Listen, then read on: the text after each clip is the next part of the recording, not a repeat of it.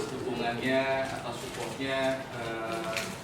Di sini saya dengan Pak Bob bukan untuk menggurui, mohon maaf sebelumnya, bukannya untuk merasa kami lebih tahu, lebih pintar, tidak, tapi sebatas ingin menyumbangkan ide gagasan yang sudah kami terima dari pengimbasan dari pendidikan guru penggerak yang sebenarnya kami ingin imbaskan kepada sekolah ini. Sebenarnya tugas ini tuh kami sendiri-sendiri, tapi kami sudah komit dengan sekolah, kami sudah komit, saya dengan Pak Bob sudah komit dengan sekolah. Jangan sampai kita bersinar di tempat lain tapi di sekolah tentu. Makanya kami berdua berkolaborasi, justru kita di sekolah saja. Jadi kami di sini adalah desiminasi pemahaman dan penerapan budaya positif. Desiminasi itu kita pengimbasan tentang ide dan gagasan sudah kita dapatkan, kami dapatkan di pendidikan guru penggerak. Lanjut Pak Bob. Nah ini profil kami. Dua-duanya, saya dengan Pak Bob. Mohon dukungannya selama nanti sampai Desember. Lanjut Pak Bob. Nanti udah Desember. Nah, semoga tidak Bu Cici. Tuh, matiin. Mati lampu. Ya mati. Ininya seperti ini. Nah, ya. Maaf Pak. Nah, di sini saya meminta Ibu untuk tenangkan pikiran dulu, fokus kepada desiminasi ini. Jadi jangan berpikir dulu yang lain. Kalau kelasnya sudah itu ya izin ya, Bu kurikulum ya. Iya, sudah dikondisikan. Oke, terima kasih. Ya, masih udah. Sudah. Nanti bergabung lagi. Ya, baik. Gimana Pak Bob? Bismillahirrahmanirrahim. Kegiatan kita hari ini tadi pembukaan.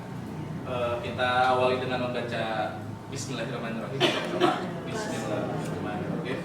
Kedua adalah arahan kepala sekolah yang tadi sudah dilaksanakan di awal. Ketiga adalah materi diseminasi. Keempat ada refleksi. Selanjutnya Pak Bob. Nah, sebelum kita mulai masuk ke materi, ada pertanyaan pematik nih menurut Bapak Ibu guru. Kira-kira setuju atau tidak dengan pertanyaan pematik ini? Hukuman dapat mendisiplinkan anak. Kira-kira setuju nggak sih? Tidak. Hukuman. Nah, ini kita secara general aja. Hukuman dapat mendisiplinkan anak. Kira-kira gimana? Menurut tadi Pak Haji Agus, tidak. Alasannya apa Pak? Anak akan tidak. Anak Dia taat aja pada waktu itu, tapi hatinya akan ingin balas. Nanti kalau dia udah seperti gurunya, jadi guru, dia akan balas. balas. Oke. Kalau dihukum, hukum itu negatif. Ya, hukuman itu negatif menurut Pak Haji ya. Oke. Nanti kita akan masuk ke materi, terus nanti kita refleksi kira-kira ada perubahan paradigma atau tidak. Hukuman dapat disiplinkan anak, setuju kira-kira tadi kata Pak Haji Agus? Tidak. Hukuman dapat disiplinkan anak berarti tidak setuju ya? Iya. Kita ada yang mungkin berpendapat lain? Nggak ada ya? Oke. Pemberian hukuman dengan hal positif seperti membaca atau membersihkan halaman sekolah dapat meningkatkan disiplin anak. Setuju nggak? Pemberian hukuman dengan hal positif seperti membaca atau membersihkan halaman sekolah dapat meningkatkan disiplin anak. Ini yang biasanya dilihat ketika di hari Senin ya. Tidak. Telat itu bersihkan Menurut saya sekolah. tidak. Menurut saya tidak. Menurut Ibu Iwin gimana? Tidak. Menurut Ibu gimana? Tidak. Alasannya? Karena kalau misalnya hukuman larinya ke membersihkan sekolah itu tidak ada korelasi. Dengan hal positif tadi kan bersihkan dengan baca. Kan hukumannya dengan hal positif. Membaca atau membersihkan Ya, keluarga. berarti tidak ya. Tidak. Alasannya tidak Tidak ada korelasi. tidak ada korelasi, tidak ada hubungan. Sama saya juga tidak. Pak Haji, alasannya? Tidak. Jadi dia itu hanya menjadikan dia itu kalau disuruh membaca, Ya. tambah pintar aja. Tapi dia tidak berubah. Tidak meningkatkan disiplin. Tidak meningkatkan disiplin, tapi hanya akan mengubah dia jadi pintar. Ya. Pintar, tapi tidak disiplin. Ya. Membersihkan halaman sekolah itu bagus. Dia akan ke sekolah bersih, tapi disiplinnya bisa saja diulangi. Bahkan mungkin enakan ini ya, diulangi lagi. Disuruh baca doang. Oh iya. Disuruh bersih dengan begini daripada belajar matematika. Iya. Oke. Kedisiplinan tidak akan mengubah. Tidak akan mengubah. Terima kasih Pak Haji. Ada lagi Bapak Ibu? Kalau tidak ada kita pertanyaan somatik ketiga.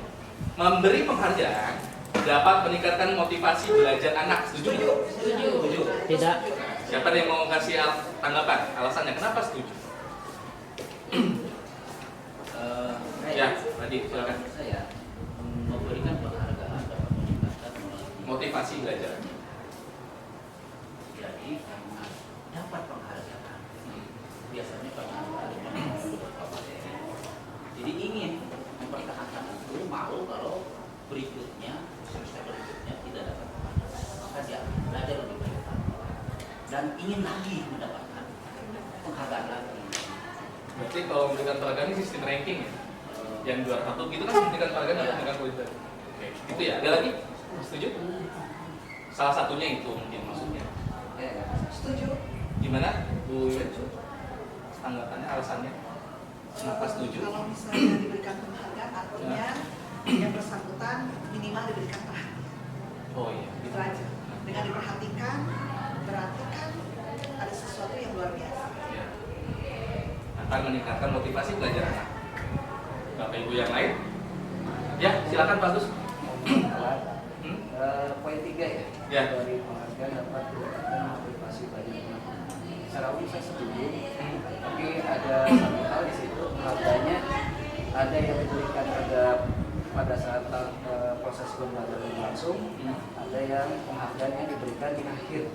Nah, kalau yang penghargaan diberikan pada saat proses pembelajaran berlangsung itu sifatnya ada apresiasi, seperti kamu hebat, terima kasih, semangat lagi, seperti itu.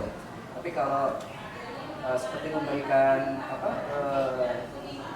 hal lain yang sifatnya misalnya memberikan silahkan dapat poin voucher gitu di belakang pada saat proses pembelajaran langsung, itu sebaiknya tidak diberikan, kecuali di akhir ketika siswa sudah sampai akhir semester, kemudian ada kriteria yang memenuhi untuk diberikan penghargaan, itu yang tepat, yang waktu yang tepat untuk memberikan tadi penghargaan. Misalnya berikan buku atau apa. Jadi ada dua sisi yang dilihat pada saat proses pembelajaran berlangsung dan pada saat nanti di akhir kita sudah selesai pembelajaran. Ada dua sisi itu ya, proses dengan hasil ya. Iya. Oke, terima kasih. Ada Bapak Ibu yang tambahan? Kalau tidak ada, kita lanjut. Ini ada pemahaman kita sebelum kita mendapatkan materi tentang budaya positif. Silakan Pak. Nah, di sini ada materi diseminasinya. Ada 6, Bapak Ibu. Pertama, disiplin positif dan nilai kebajikan universal yang nanti akan saya paparkan. Dari motivasi, hukuman, penghargaan, dan restitusi yang akan juga saya paparkan. Ketiga, kebutuhan dasar manusia dan dunia berkualitas yang akan saya paparkan. Nanti yang akan saya paparkan adalah keyakinan kelas, restitusi 5 posisi kontrol, dan restitusi dari segitiga restitusinya. Oke, terima kasih. Yuk, lanjut Pak Lok. Nah, kita masuk disiplin positif dan nilai-nilai kebajikan universal. Lanjut. Nah, sekarang gini, ketika ada contoh kasus A dan B menuliskan sesuatu di dalam tangannya, lalu si B dengan sekuat tenaga meminta atau memohon atau bisa menghardik gitu ya, merayu gitu, menyuap apa saja akan dapat membuka kepalan tangan Anda. Nah, tapi dalam kepalan tangan itu sangat berharga, sangat penting. Kira-kira bakal dibuka nggak ya? Nah, soalnya coba kita kasih contoh, misalkan Ibu Wiwit yang di A, yang ada hal penting yang Ibu genggam. Ya, ada hal penting yang Ibu genggam. Lalu Pak Haji Agus adalah teman yang posisi B untuk meminta bagaimana caranya meminta Bu Wiwit untuk membuka kepala tangan itu untuk melihat isinya apa sih sebenarnya gitu. Caranya gimana Pak? Merayu boleh, kebujuk boleh. Gimana ya? Kayak Bukain mau kasih ini deh. Ini apa di dalam? Makanan. Iya. Banyak ada. Kurang. Satu lagi. Gimana nih bos? Sama Nah. lagi. Ya, kan?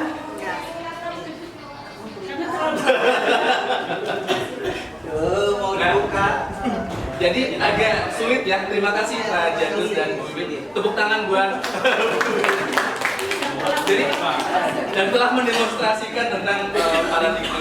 Jadi sebenarnya gimana sih kita ingin sikap tantangan itu terbuka kalau bukan dari internalnya ibu gitu yang untuk udahlah saya buka.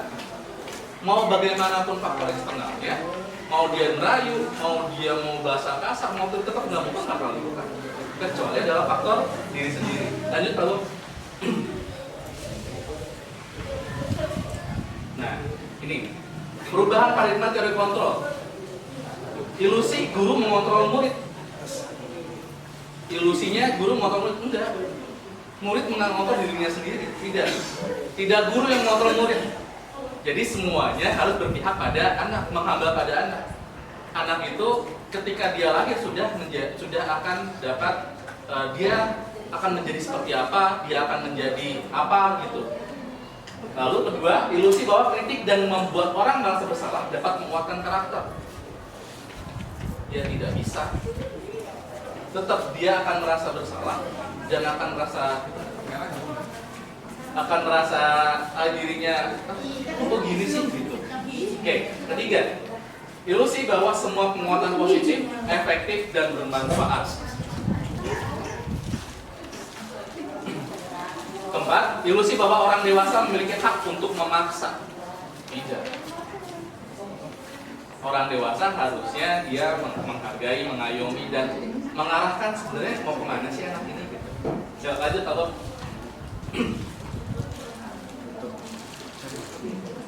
siapa sih yang sesungguhnya yang memiliki kontrol? Kalau stimulus responnya kita mencoba agar mengubah orang agar pandangan sama dengan kita. Kalau dari teori kontrolnya kita berusaha memahami pandangan orang lain tentang dunia.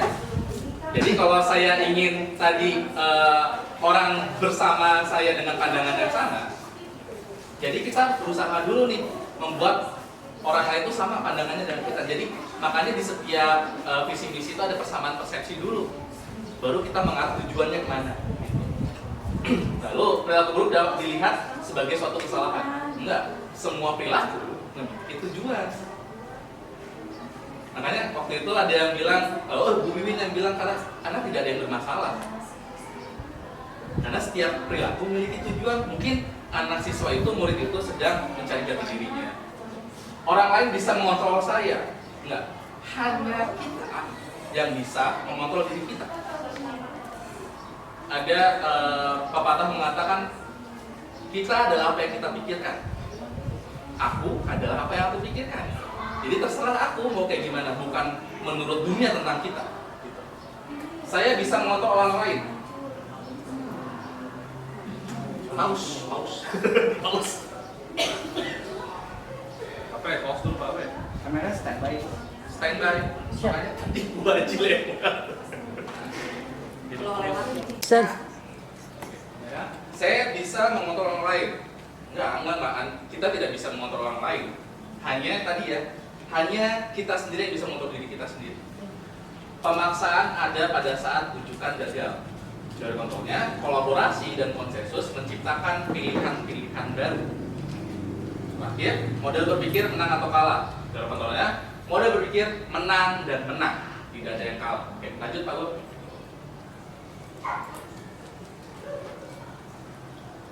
Apa makna disiplin? Menurut bahasa Latin, disiplin artinya belajar. Makna asal dari kata ini berkonotasi dengan disiplin diri dari murid-murid Sokrates dan Plato. Disiplin diri membuat orang menggali potensinya menuju sebuah tujuan apa yang dihargai. Jadi makna kata disiplin telah berubah menjadi sesuatu yang dilakukan seseorang pada orang lain untuk mendapatkan kepatuhan.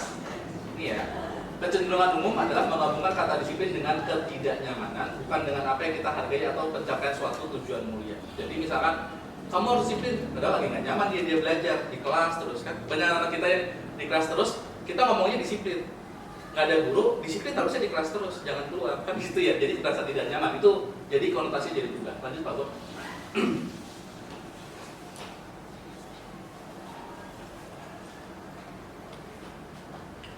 Nah, kita akan bicarakan nilai-nilai kebajikan universal. Ada apa aja sih?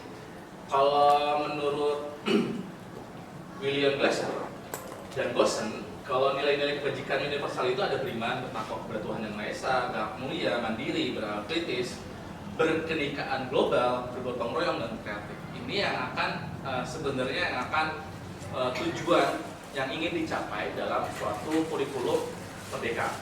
Jadi profil pelajar Pancasila. Lanjut Pak Bob.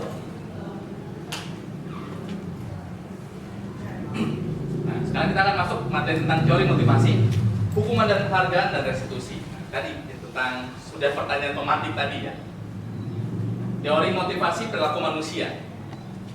Manusia itu kalau dalam motivasi eksternalnya untuk menghindari ketidaknyamanan hukuman, apa yang akan terjadi apabila saya tidak melakukannya?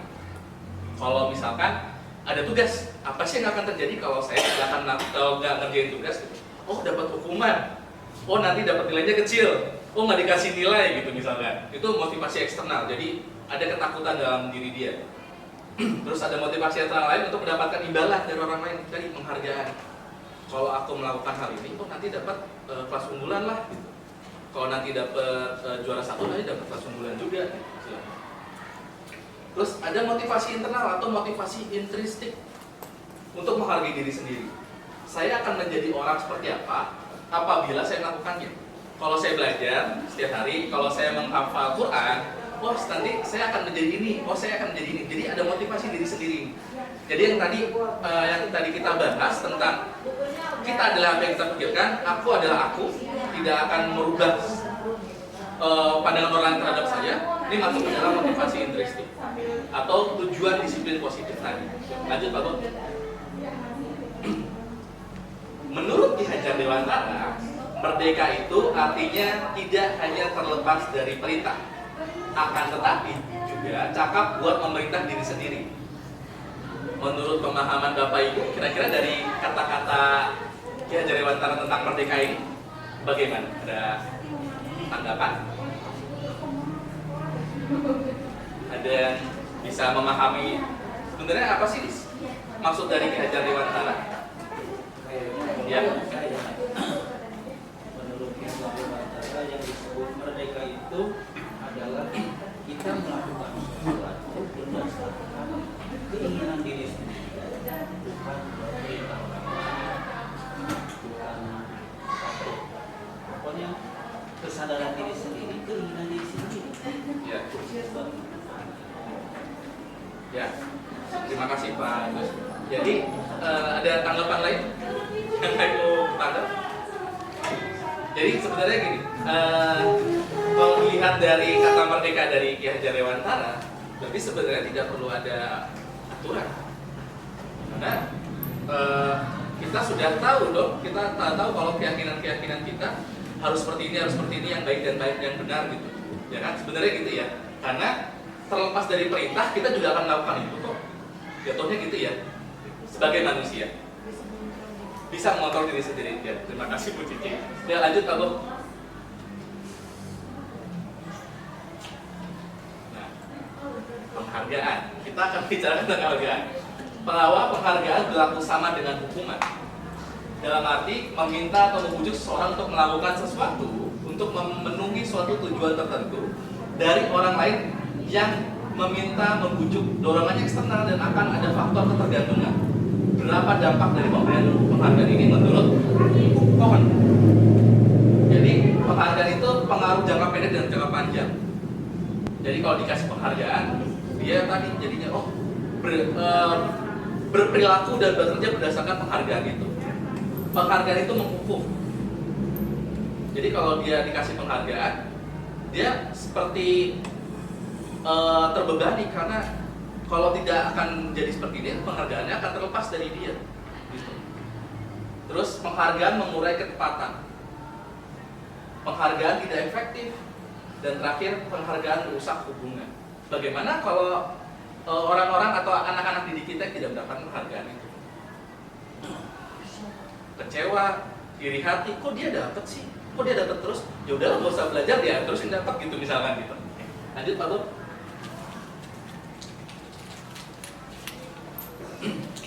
Penghargaan menurunkan kualitas, penghargaan mematikan kreativitas. Karena kalau dia sudah tahu jalannya akan dapat penghargaan seperti itu, dia akan terus seperti itu tanpa ada kreativitas lain, tanpa ada inovasi lain. Gitu. Penghargaan, motivasi intrinsik. Jadi tidak ada penghargaan dari dalam diri sendiri. Yang kalau menurut dia, kalau saya ingin berbuat ini ya itu dari diri saya, bukan dari faktor eksternal dan lain sebagainya. Dan lanjut Pak Bob. Nah, dalam memberikan apresiasi atau pengakuan perlu diingat beberapa hal. Beri pengakuan secara khusus, beri pengakuannya secara pribadi. Kalau misalkan Bapak Ibu kan pasti pernah menjadi wali kelas, pasti ada catatan wali kelas tuh di situ. Kalau bisa yang menyentuh dari pribadi-pribadi anak murid kita, anak didik kita. Jangan, ayo semangat lagi dong belajarnya, cuma gitu-gitu aja kan setiap dari dulu ya. Jadi kita harus memberikan pengakuan secara khusus. Kamu tuh hebat loh, gitu. Dalam kinestetiknya, bergeraknya. Karena kan anaknya nggak bisa diam di kelas gitu misalnya. Izin terus ke toilet gitu. Beri pengakuan kepada semua murid. Harus mengaku gitu. Kalau semua murid itu punya kelebihan masing-masing, punya keistimewaan masing-masing. Beri pengakuannya secara konsisten, fokus pada proses, bukan pada hasil. Kok anak ini jelek terus sih gitu. Kok anak ini malas mulu gitu.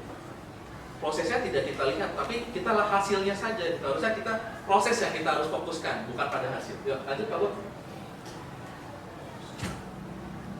Nah ini contohnya.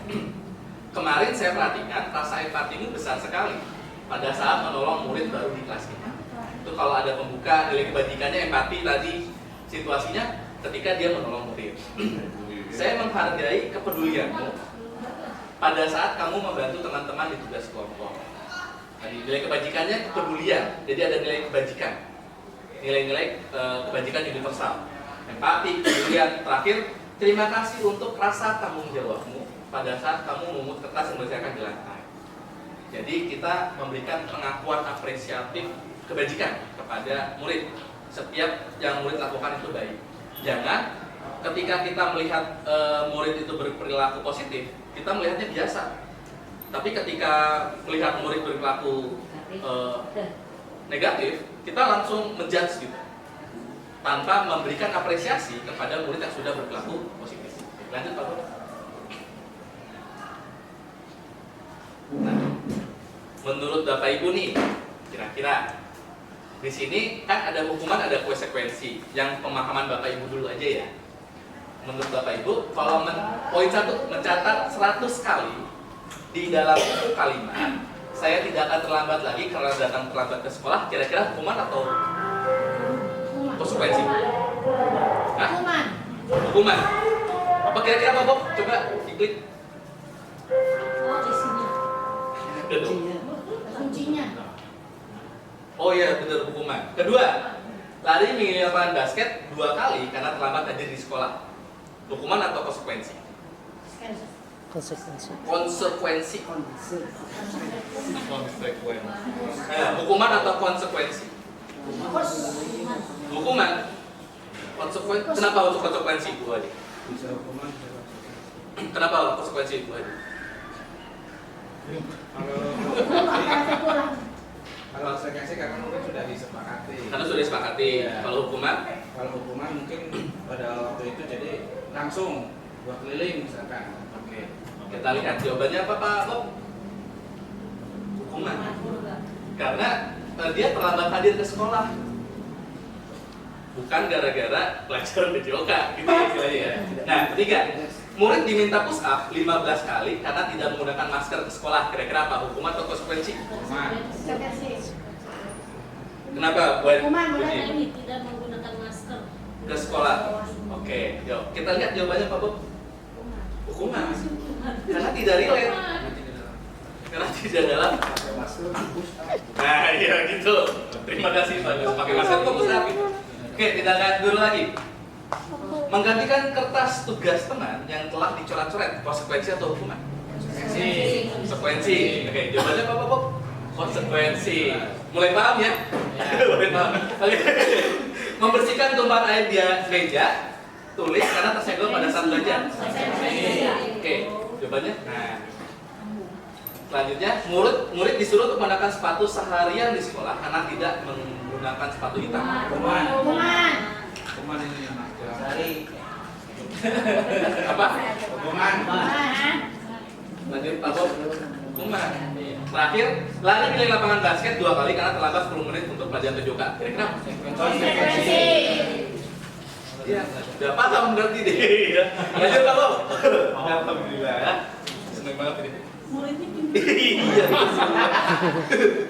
Nah, ini perbedaannya ya, perbedaan hukuman dan konsekuensi. Hukuman itu sesuatu yang menyakitkan harus terjadi. Kalau konsekuensi sesuatu harus terjadi.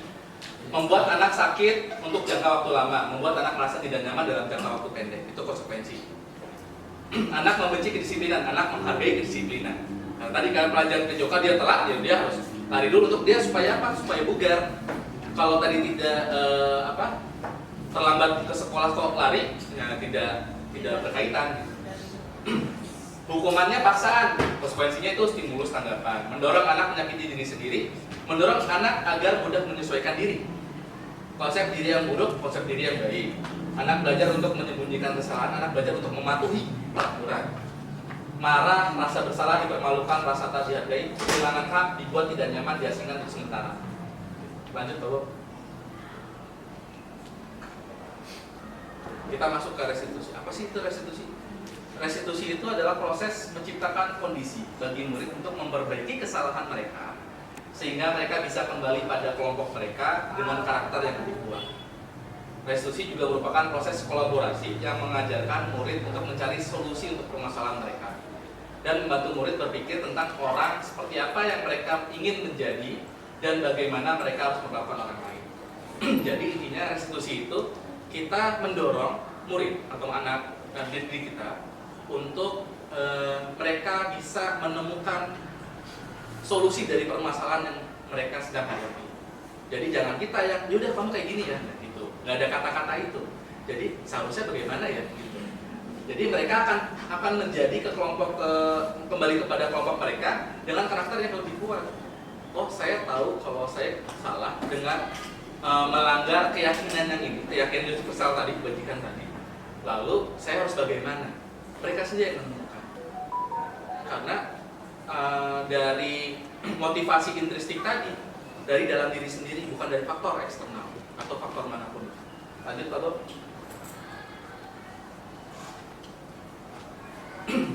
Nah, jadi sebenarnya kalau dalam 3 hal ini, ada hukuman, ada konsekuensi, ada restitusi, sebenarnya yang yang baik atau yang diharapkan atau yang saya udah kata-katanya bingung, yang disodorkan kepada pemerintah, kepada guru-guru adalah dari restitusinya, walaupun dengan identitas yang sukses semua. Tapi ini perbedaannya. Kalau hukuman itu suatu yang menyakitkan, kita hilangkanlah hukuman dari pola pikir atau pola pikir kita sebagai guru. Kita hilangkan hukuman.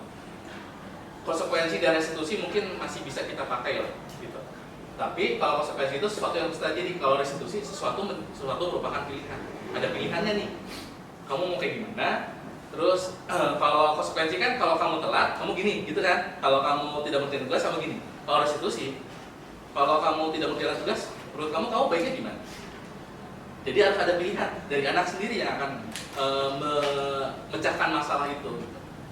Menguatkan untuk murid anak dalam jangka waktu panjang, korban mendapatkan ganti, murid anak mendapatkan penguatan, yang restitusi ya, masalah terpecahkan, murid belajar bertanggung jawab untuk perilakunya, fokus pada pemecahan masalah dalam jangka waktu panjang. Lalu apa yang kamu yakini, apa yang bisa kamu lakukan untuk memperbaiki masalah ini. Intinya dari restitusi itu, murid atau anak menghormati dirinya dan orang lain. Lanjut Pak Bob. 9 ciri-ciri restitusi. Bukan untuk menebus kesalahan, tapi untuk belajar dari kesalahan. Nggak ada yang harus menebus kesalahan, nggak ada. Kesalahan itu adalah pengalaman. Jadi bukan untuk menebus kesalahan, tapi belajar dari kesalahan itu. Memperbaiki hubungan, memberikan tawaran bukan paksaan.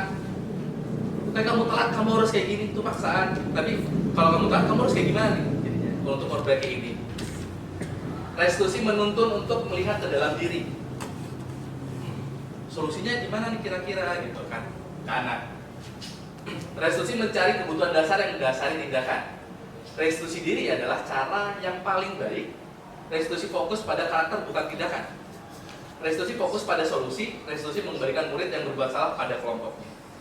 Ketika mereka sudah meyakini kalau dia salah, nilai kebajikan mereka salah yang mana, keyakinan mereka salah yang mana. Jadi ketika dia bisa mencari solusi terus memperbaiki hubungan, jadi dia bisa, murid akan kembali kepada kelompoknya dengan karakternya.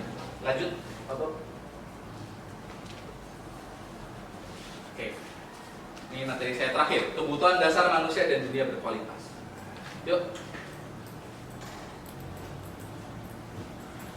Manusia tuh ada 5 kebutuhan. Jadi kebutuhan bertahan hidup, makan, minum, istirahat dengan nyaman, kasih sayang dan rasa diterima, kekuasaan atau dia penguasaan, oh saya bisa gitu, kebebasan dan kesenangan. Jangan lupakan ini, karena murid kita adalah juga manusia. Jadi seorang murid juga butuh dasar-dasar manusia ini, butuh dasar manusia ini. Ketika bertahan hidup ya murid pasti butuh minum, butuh makan dan butuh istirahat dengan sesuai dengan waktunya. Lalu penguasaan, ketika murid sudah merasa, oh aku udah bisa, nah, dia udah merasa berkuasa tuh dia udah bisa menguasai materi tuh. Jadi kalau dia, oh aku udah bisa nih gitu, gampang udah menguasai materi. Kalau misalnya kebebasan, kok belajarnya di kelas aja ya, kok belajarnya kedengerin aja ya gitu kan, berarti dia butuh kebebasan tuh Pak. Jadi sebenarnya si murid ini butuh kebebasan, butuh sesuatu yang dia inginkan, yang baru gitu. Lalu kasih sayang dan rasa diterima. Jangan biasanya yang kita ingat adalah nama-nama anak yang pintar dan anak-anak nama-nama yang sikapnya negatif, positif, itulah yang nakal, yang kita sebut nakal gitu. Padahal semuanya harus kita sayangi, harus kita terima. Oh kamu kayak gini ya, kita harus melihat dari sisi positifnya si anak itu. Dan kesenangan. Bagaimanapun anak, murid juga butuh kesenangan.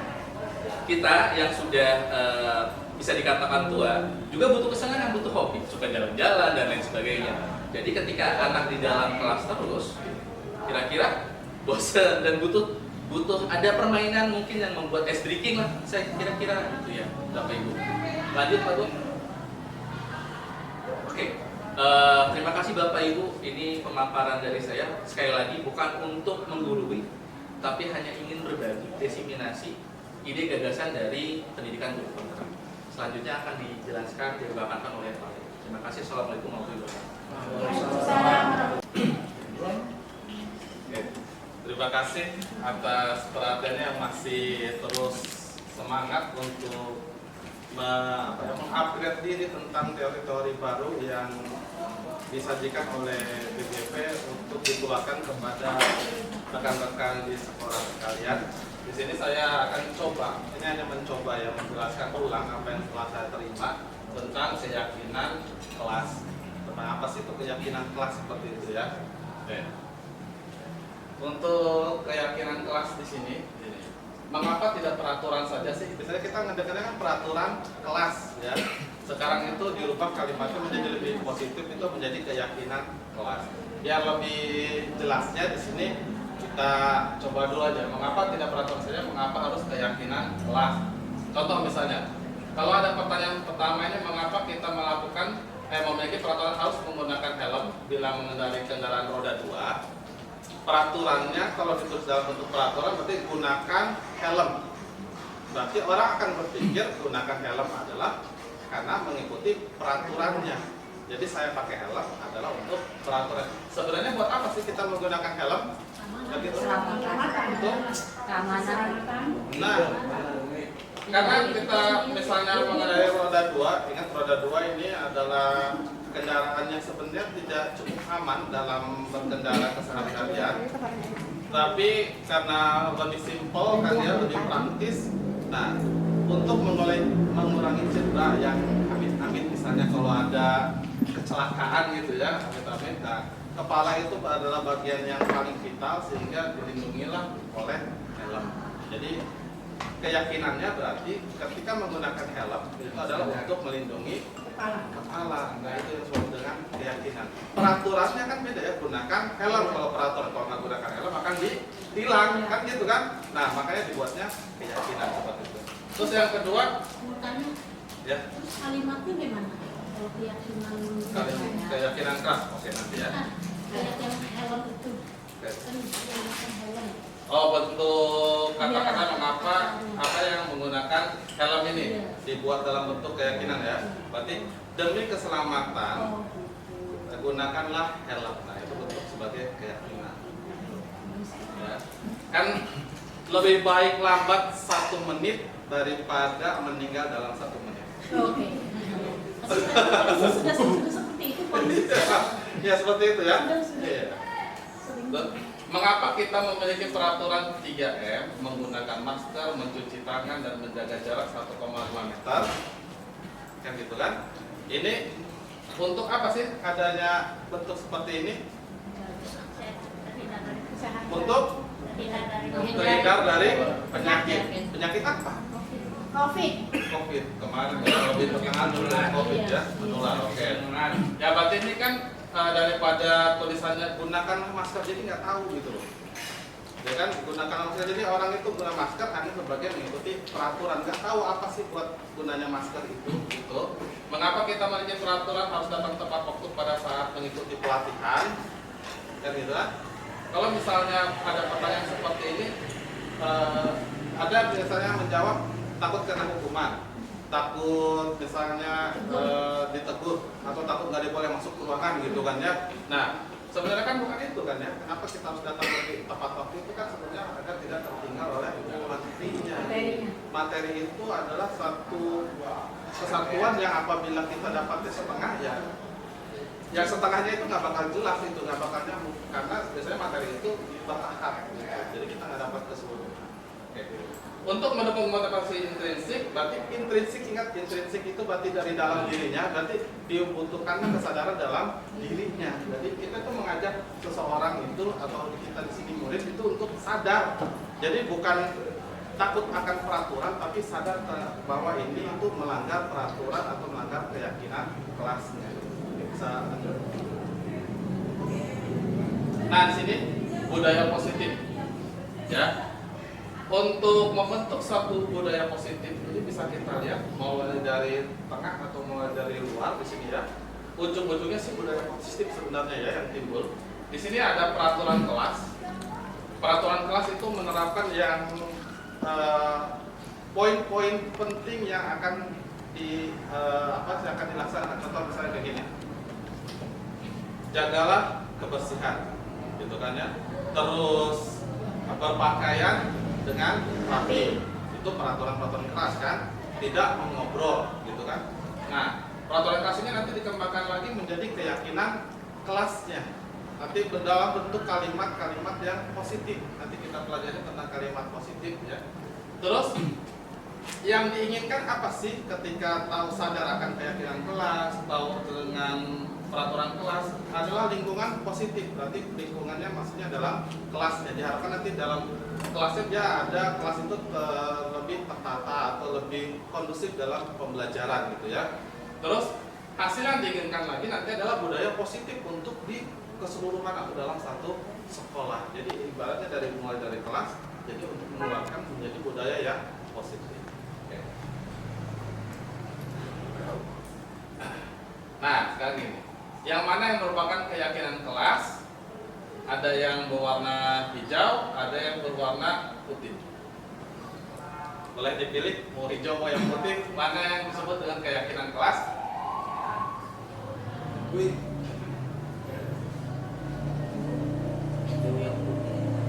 Ini bagiannya hijau. Ini yang putih. Yang putih Yang hijau atau yang putih? Yang putih ya. Yang keyakinan kelas yang putih Bu Cici, oke. Putih. Yang putih, Apa itu namanya? keyakinan kelas.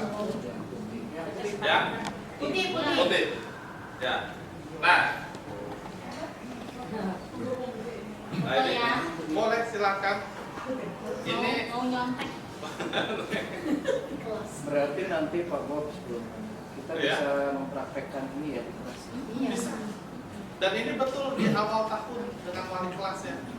Ya, kebetulan alhamdulillah karena saya juga kemarin sudah melakukan tentang keyakinan kelas walaupun mungkin siswa masih belum terbiasa ya, belum terbiasa, tapi kita mulai biasakan atau saya mulai biasakan dia nanti meningkatkan pemahaman tentang keyakinan kelas. Kita mulai sedikit. Jangan harap misalnya langsung berubah total, tidak, tapi kita mulai dari sedikit gitu biar nantinya siswa itu akan sadar. Nah, yang warna putih yang dimaksud dengan keyakinan kelas ya.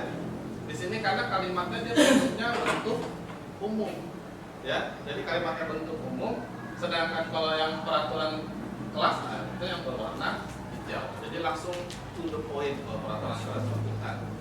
Oke. Dari keyakinan kelas itu, ya kan, keyakinan kelas itu. Nah, sebaiknya itu timbulnya dari siswa. Jadi ditanyakan dulu ke siswanya, kira-kira ingin kelas itu seperti apa sih, gitu loh. Ya, setelah kita ambil dari ide-ide dari siswa, bisa kita arahkan atau bisa kita dampingi atau misalnya kita betulkan bahasanya. Jadi kadang-kadang siswa bahasanya suka bahasa anak ya, bahasa siswa ya. Jadi kita arahkan, kita dampingi seperti itu. Nah ini tentang keyakinan kelas. Mungkin bisa.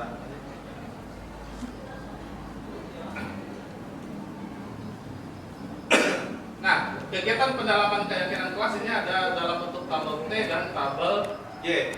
Nah, kalau mungkin bagi Bapak Ibu mungkin ini adalah suatu hal yang baru ya, karena melihat ada bentuk tabel T dan tabel Y. Ini maksudnya apa sih gitu kan ya? Ini membuat ini seperti apa sih? Nah, contoh misalnya gini.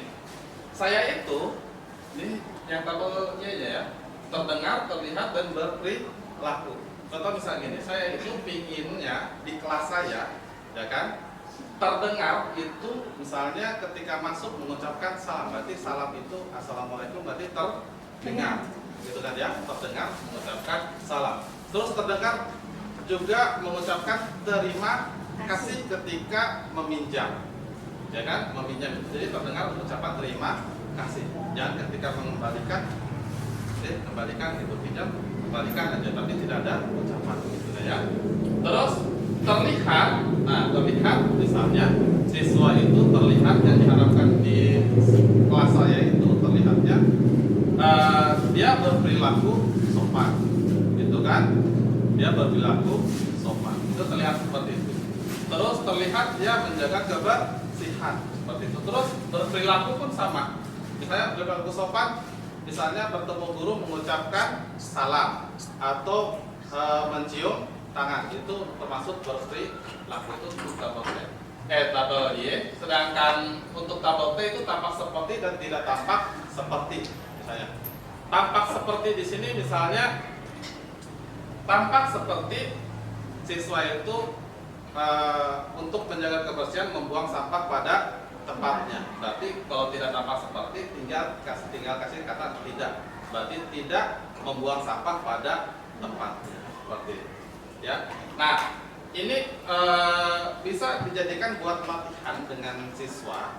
Kalau misalnya ada waktu luang ya, ada waktu luang dengan siswa, Kenapa harus dikasih latihan seperti ini? Biar merangsang berpikir siswanya. Jadi biar siswanya itu merangsang pemikirannya sehingga timbul nanti dalam dirinya, oh berarti saya itu kalau kayak gini tuh berarti melanggar peraturan atau tidak ya, seperti itu nantinya ya. Nanti Nah ini contohnya ya untuk yang saling menghormati di sini. Terdengar satu orang berbicara, yuk saya bantu gitu ya. Jadi ketika berperilaku itu ada bahasanya.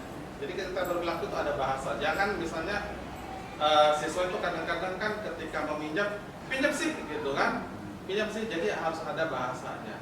Biar apa sih? Coba kalau misalnya kita meminjam, pinjam sih, coba gitu kan ya.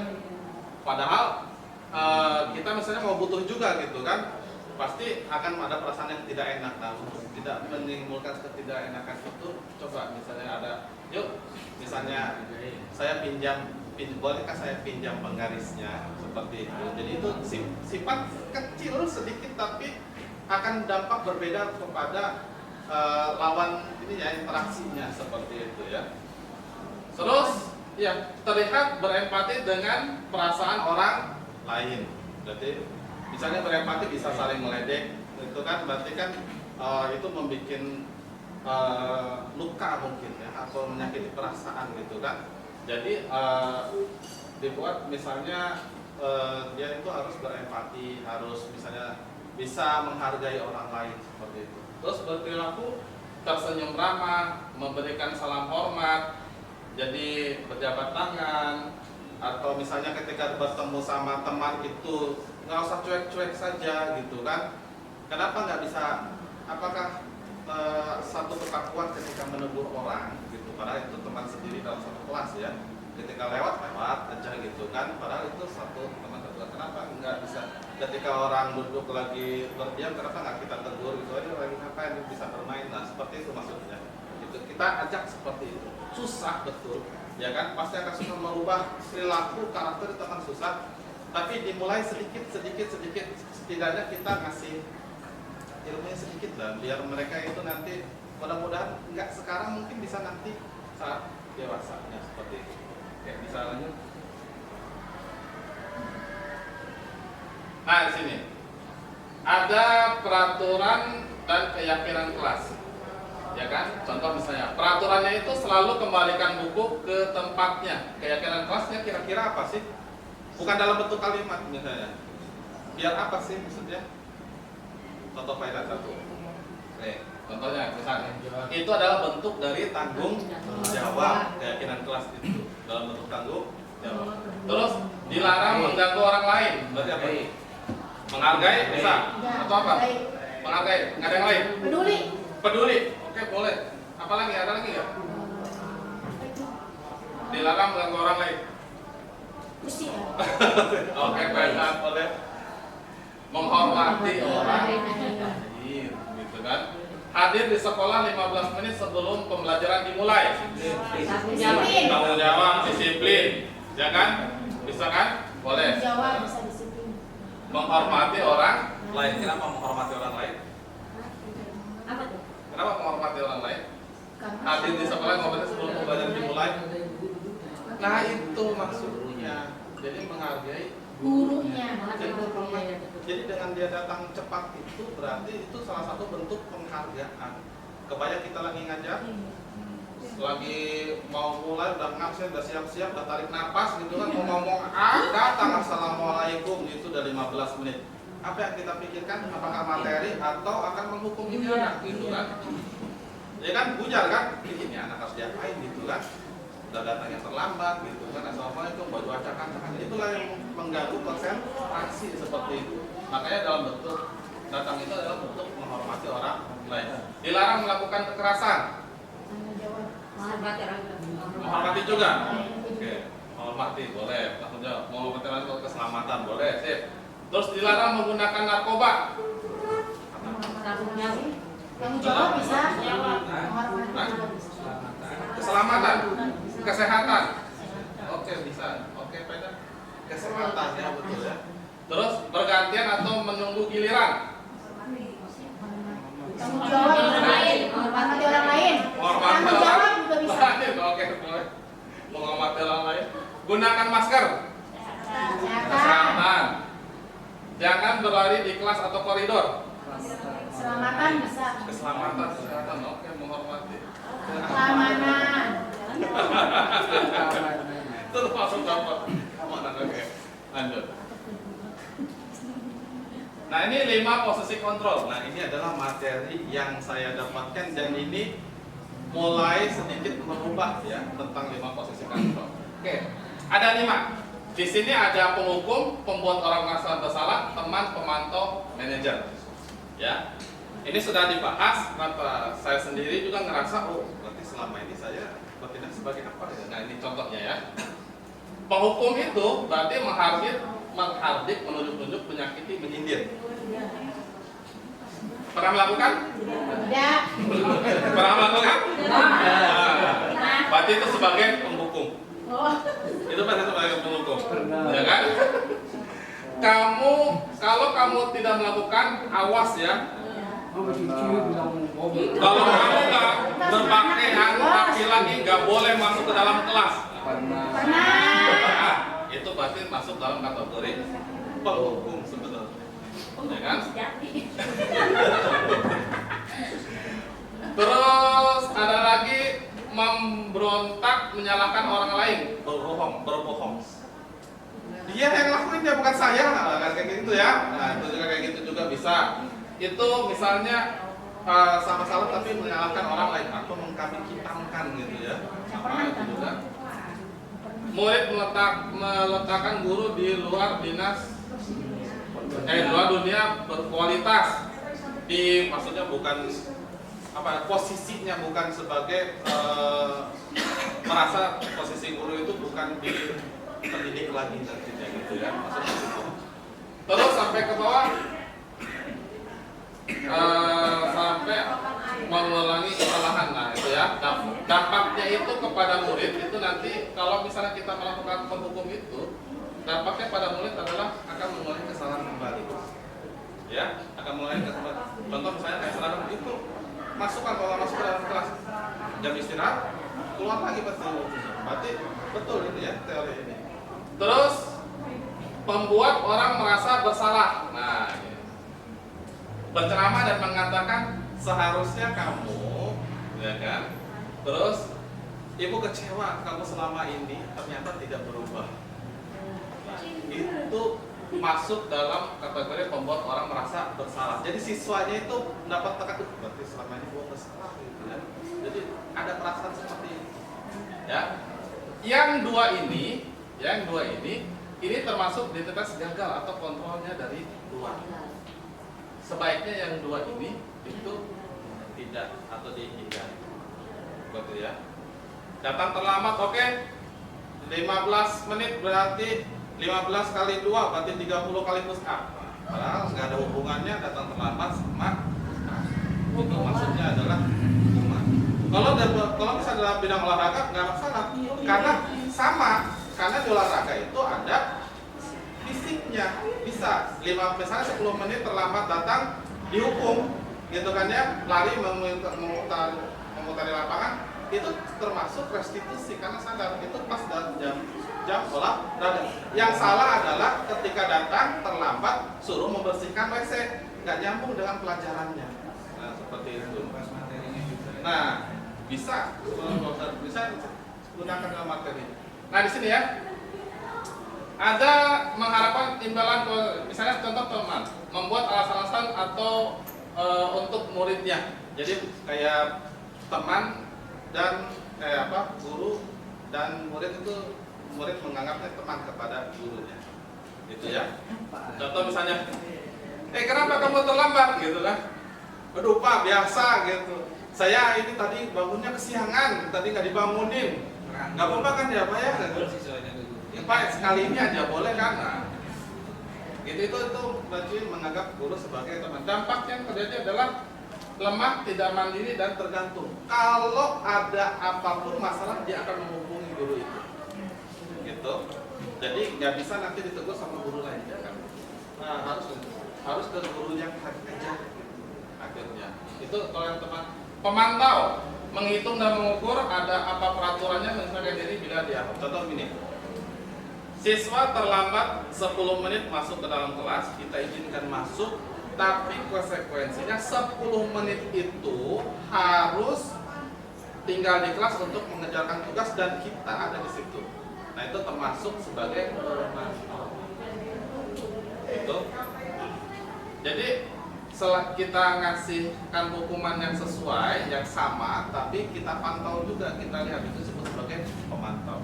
Hasilnya ini menitik beratkan pada sanksi atau hadiah untuk dirinya ya. Nah, yang kita pelajari yang kita terapkan yang ini, yaitu di posisi manajer, di mana menggunakan nanti segitiga restitusi. Jadi masalah yang ada itu kita tanyakan ulang kepada siswanya. Apa yang salah dan apa yang telah kamu perbuat itu menyalahi aturan atau tidak? Biar apa? Biar yang merasa bersalah itu adalah siswanya. Oh, saya ini salah waktu melakukan ini, sehingga yang memecahkan masalahnya juga siswanya, bukan dari gurunya. Jadi timbul pemecahan masalah juga dari siswanya. Diajak berpikir siswanya, kenapa kamu dikategorikan bersalah. Nah, kalau yang seperti ini nanti dia bisa mengevaluasi diri bagaimana cara memperbaiki dirinya. Karena dia diajak untuk berpikir untuk memecahkan masalah. Nanti kita bisa lihat dalam bentuk videonya ya. Silakan.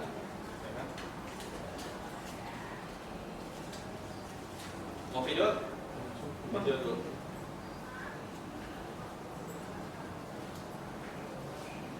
Mau video kita apa?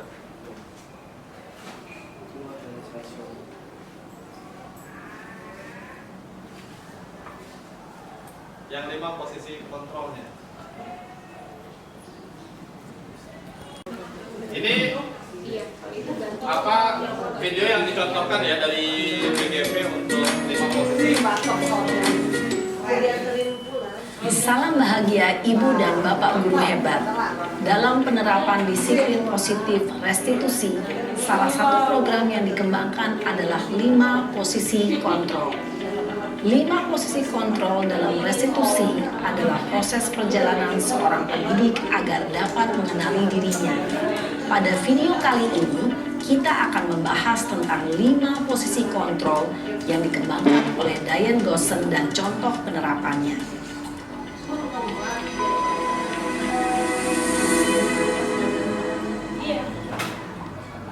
5 posisi kontrol itu adalah 1. Posisi penghukum. 2. Posisi pembuat merasa bersalah. 3. Posisi teman. 4. Posisi pemantau atau monitor. Dan 5. Posisi manajer. Untuk lebih memahami kelima posisi tersebut, mari kita saksikan kasus Naren yang terlambat hadir 20 menit di sekolah dan melihat bagaimana kelima posisi kontrol dalam menghadapi masalah tersebut.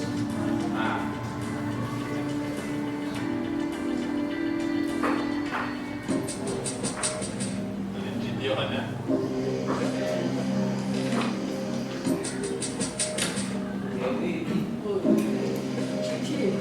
Naren! Sini kamu! Selamat pagi, Bu. Selalu terlambat.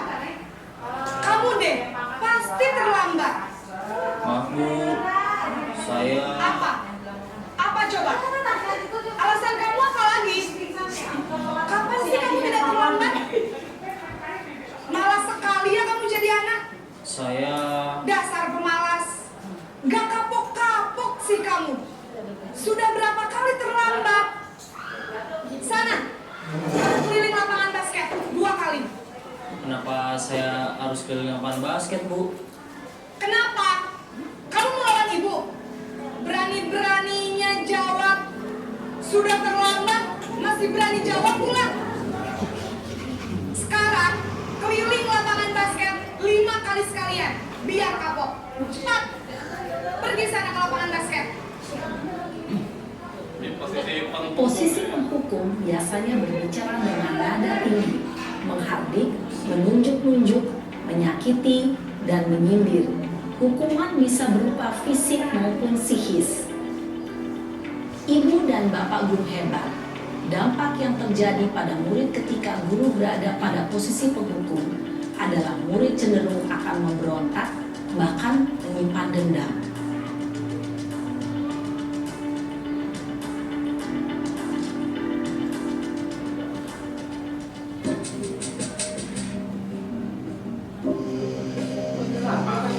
Sama orangnya. Orangnya sama, beda ya. Posisinya yang berbeda. Naren,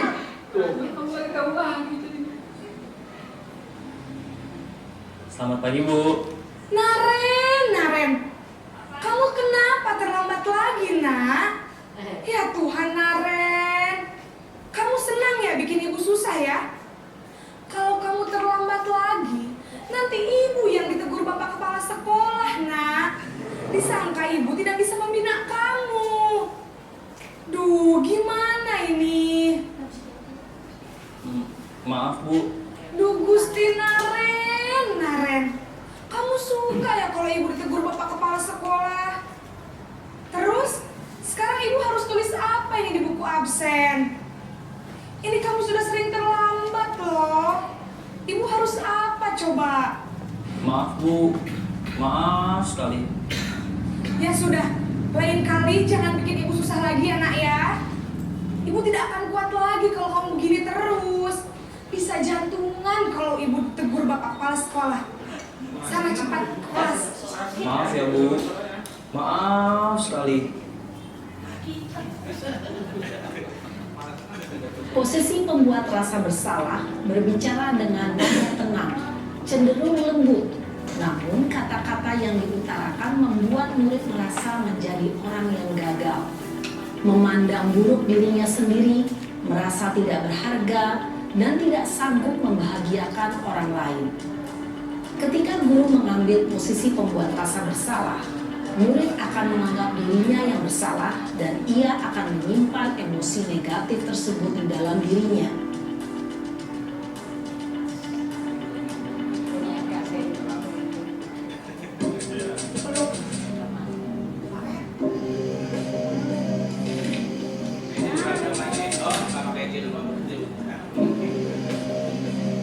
Naren,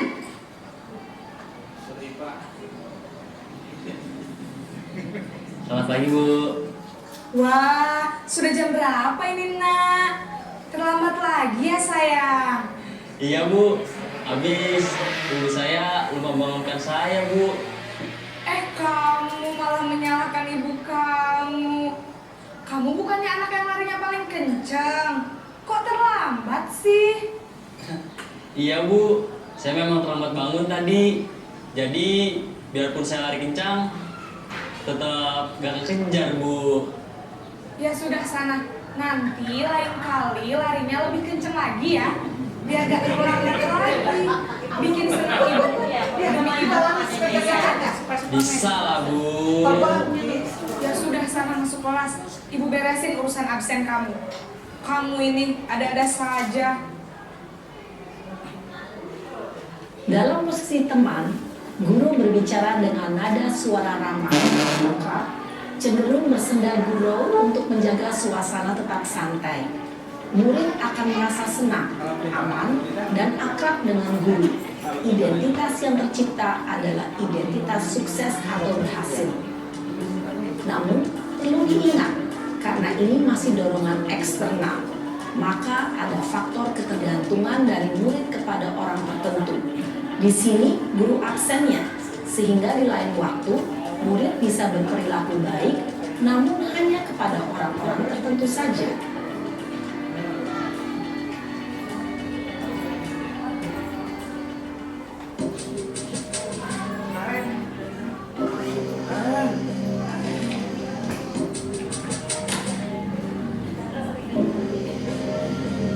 Naren!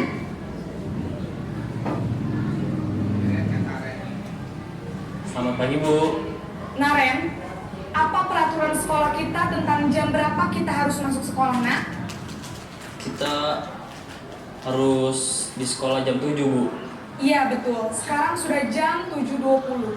Naren sudah tahu konsekuensinya jika terlambat hadir?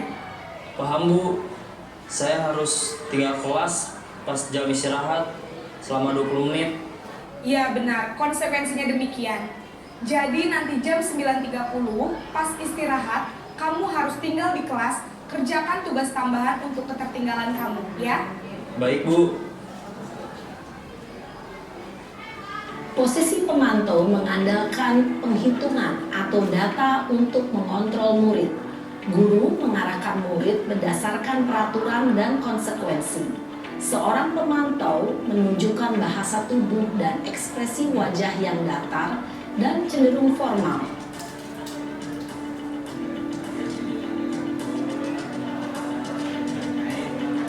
Nah ini yang terakhir itu yang posisi manajer yang diharapkan ada ya.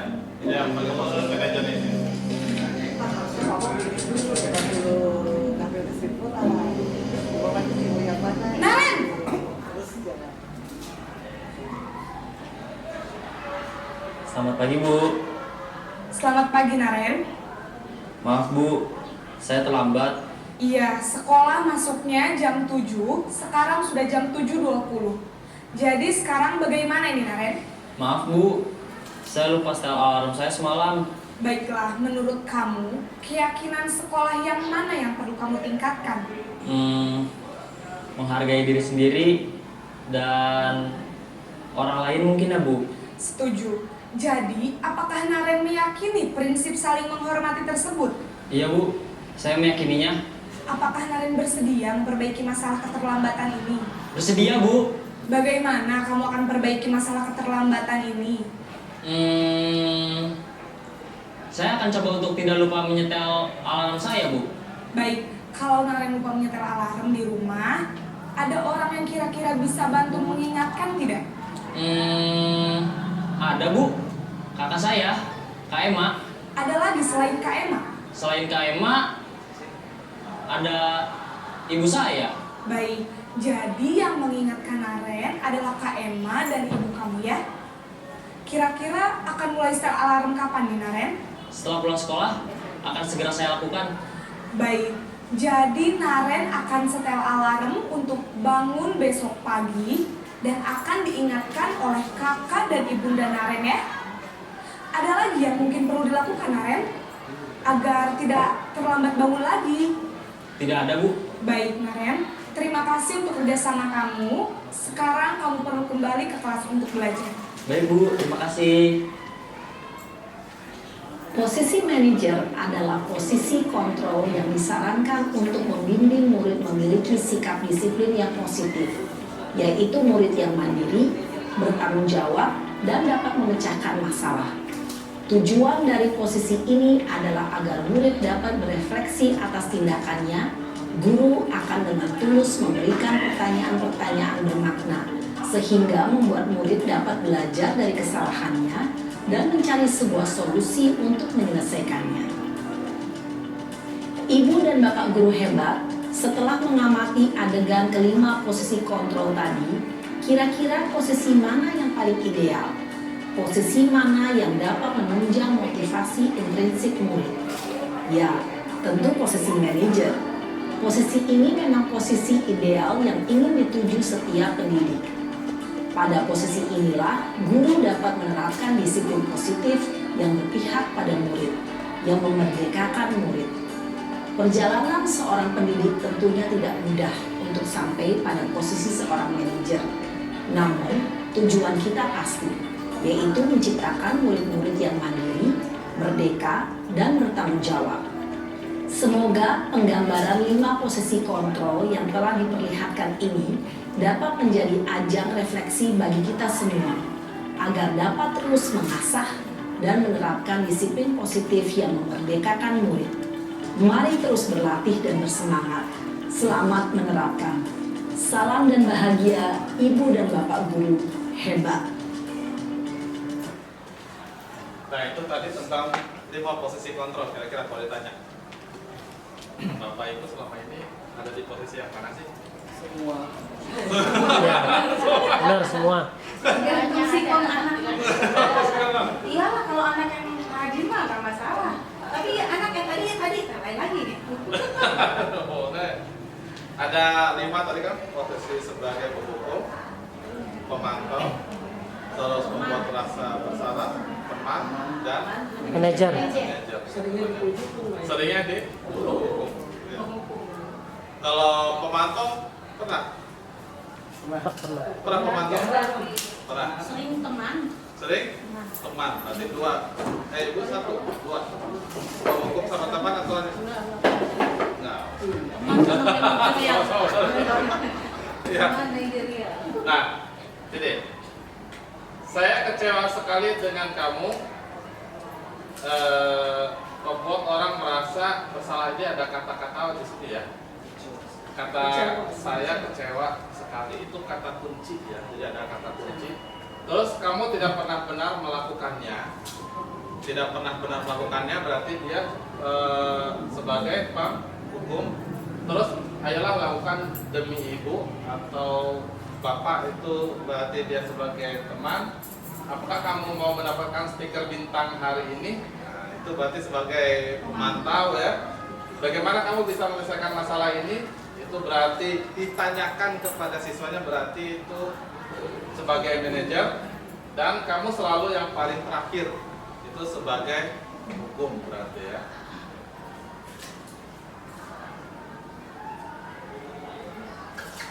Lanjut.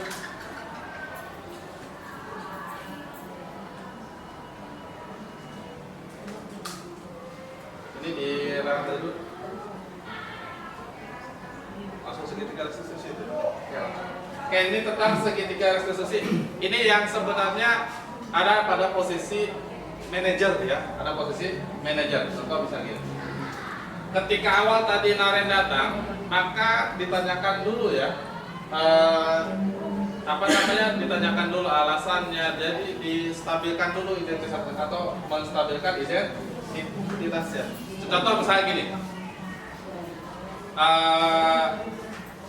misalnya ada orang atau anak lagi main-main gitu kan ya, lagi bermain, terus dia tidak sengaja melempar bola atau menendang bola terlalu kencang sehingga terbang mengenai kaca dan pecah gitu kan ya. Nah, untuk menstabilkan identitasnya kita jangan langsung kenapa itu bisa pecah. Jadi kita buat dulu dia itu untuk berpikir terlebih dahulu. Contoh misalnya apa yang kamu lakukan sehingga kaca yang ada di kelas itu bisa pecah gitu kan. Saya bermain bola, saya kan main bola terus adanya kekencangan. Nah, untuk menstabilkan identitas kita tanyakan lagi. Betul, untuk memperoleh tadi kan kebutuhan dasar manusia ada satu kesenangan ya. Jadi untuk memperoleh kesenangan itu betul kita butuh adanya bermain seperti itu ya. Tapi pelanggaran apa yang sudah kamu langgar sehingga kaca itu menjadi pecah? Jadi kita stabilkan dulu, saya itu validasi kebutuhannya, terus menanyakan keyakinannya tentang apa yang bisa kamu perbuat untuk memperbaiki kaca tersebut yang pecah. Apakah mau diganti atau misalnya menyuruh orang atau dia yang bekerja menggantinya. Jadi nanti akan timbul pemecahan masalah yang dari anaknya. Jadi nggak yang kita tentukan, kamu karena itu kamu ganti, tidak. Bisa siapa tahu dia karena dia bisa berlatar belakang misalnya orang tuanya bisa membetulkan kaca, ya siapa tahu bisa orang tuanya dibawa ke sekolah seperti itu. Ya. Oke, lanjut. Nah, di sini kata-kata untuk yang menstabilkan identitas, di sini ada kata-kata kunci di sini. Berbuat salah itu hal yang manusiawi, tidak ada manusia yang sempurna. Bapak Ibu juga buat salah, kita pasti bisa menyelesaikan permasalahan ini. Bapak Ibu tidak tertarik untuk mencari tahu siapa yang benar, siapa yang salah, seperti itu ya. Ini kata-kata kunci untuk menstabilkan identitas. Walaupun ini kata kunci, di luar dari ini pun tidak ada masalah. Ya, ini mah hanya sebagai kata kuncinya saja. Jadi mau di luar dari ini pun tidak masalah untuk menstabilkan identitas. Kita lanjut lagi. Nah, di sini untuk validasi kebutuhan ini membantu murid mengenali basic atau kebutuhan dasar yang ingin dipenuhinya ketika melakukan kesalahan. Ya. Contoh misalnya guru berkata, kamu bisa saja kan melakukan yang hal yang lebih buruk tapi kamu tidak melakukannya. Jadi kita maksudnya setelah kita stabilkan, kita validasi kebutuhannya dia gitu kan, dia misalnya dia butuh kesenangan, butuh apa itu kita fasilitasi seperti itu. Terus apa pentingnya bagi kamu? Kamu boleh tetap berusaha menjaga sikap itu, tapi tambahkan sikap yang lain yang baru. Misalnya, maukah kamu belajar cara lain untuk mendapat yang kamu butuhkan tanpa harus memukul, gitu kan? Atau misalnya, maukah kamu mendapat kesenangan tanpa harus mencederai orang lain? Nah, seperti bentuk-bentuk seperti itu. Itu termasuk dalam bentuk validasi kebutuhan. Oke, next.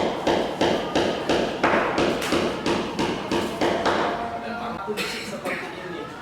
Jadi biar anak yang kira-kira saya bisa melakukan apa untuk memperbaiki kesalahan saya, atau misalnya perbuatan saya salah sehingga saya harus seperti apa gitu, apa yang saya lakukan. Jadi anak yang harus berpikir, diajak untuk berpikir gitu kan.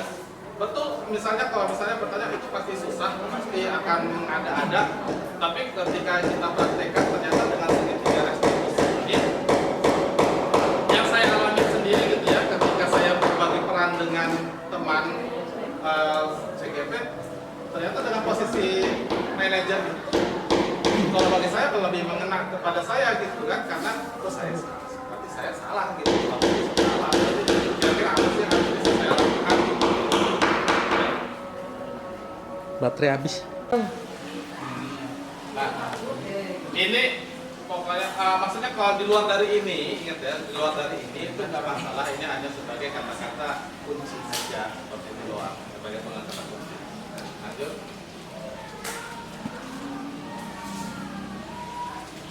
Ini penerapan segitiga restitusi. Ini ada videonya, video. Ini bentuk video. Ini biar bisa memahami peran bentuk segitiga. Salam dan bahagia Ibu dan Bapak guru hebat.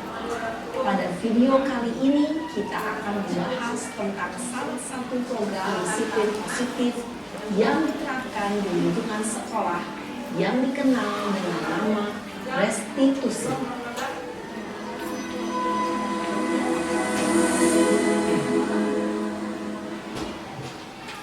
Restitusi dikembangkan oleh pakar pendidikan Diane Dawson, berlandaskan pada teori kontrol Dr. William Glasser.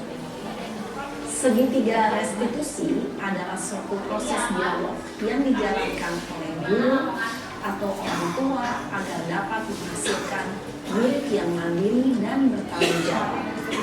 Pada saat guru di posisi murid, aspek yang dikembangkan pada murid adalah motivasi intrinsik, sehingga penanaman nilai-nilai kebaikan dapat tumbuh dan berkembang menjadi suatu kebiasaan positif yang akhirnya membentuk karakter. Proses dialog ini terdiri dari 3 langkah yang digambarkan pada ketiga sisi pada segitiga restitusi. Sisi pertama adalah menstabilkan identitas. Sisi yang kedua adalah validasi tindakan yang sama. Dan sisi yang ketiga adalah menanyakan keyakinan. Ibu dan Bapak guru, berikut ini akan ditunjukkan bagaimana seorang guru berada dalam posisi manajer menggunakan penerapan segitiga restitusi.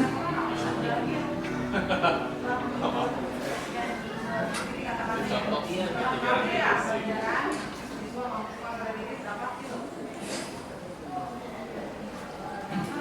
Siang Sarah. Siang Pak. Sudah lama nggak ketemu Sarah? Kenapa hari ini ada di sini? Kesel Pak, kesel banget. Masa aku dikatain uang fitnah Pak? Ya aku marah lah. Aku balik ngatain Eka di depan kelas. Kesel banget. Oh begitu. Ya pasti kamu marah dan kesal. Bapak juga akan marah apabila ada yang menuduh Bapak seperti itu. Kemudian pada saat itu kamu mau melakukan apa? Ya saya langsung ngatain Eka lah Pak. Kesel banget. Saya bentak-bentak dia di depan teman-teman lain. Oh begitu. Pasti kamu melakukan seperti itu karena suatu alasan tertentu kan? Iyalah, masa saya diam saja Pak. Ya saya bela diri lah. Masa saya dituduh tukang fitnah? Ya wajar lah. Mempertahankan harga diri itu sesuatu yang penting buat kamu. Untung kamu tidak bertindak lebih gegabah lagi. Hanya membentak-bentak. Iya Pak. Untung saya masih bersabar dan hanya membentak saja. Sudah gemes padahal. saya pasti bela diri lah. Ya, pasti ya. Tapi kamu memilih untuk tetap bertahan dan bersabar. Kamu memilih untuk tidak berbuat lebih parah lagi, bukan? Iya. Nah, sekarang coba kita lihat lagi tindakan kamu yang bentak-bentak Eka di kelas. Tindakan kamu itu kira-kira sesuai dengan keyakinan kelas atau prinsip kamu tidak? Enggak lah Pak, capek Pak jadi pemarah. Jadi keyakinan atau prinsip mana yang kurang sesuai dengan keinginan kamu? Ya, saya sebenarnya sangat menghargai orang lain. Mungkin saat itu saya menjadi emosi, jadi tidak menunjukkan sikap itu. Kamu meyakini tidak? Menghargai orang lain itu penting buat kamu? Yakinlah Pak. Iya, setuju. Kita harus saling menghargai.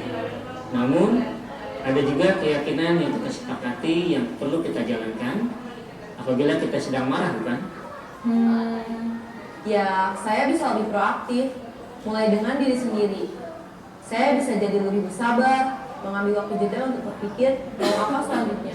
Kira-kira kamu bersedia memperbaiki masalah ini tidak? Bersedia Pak.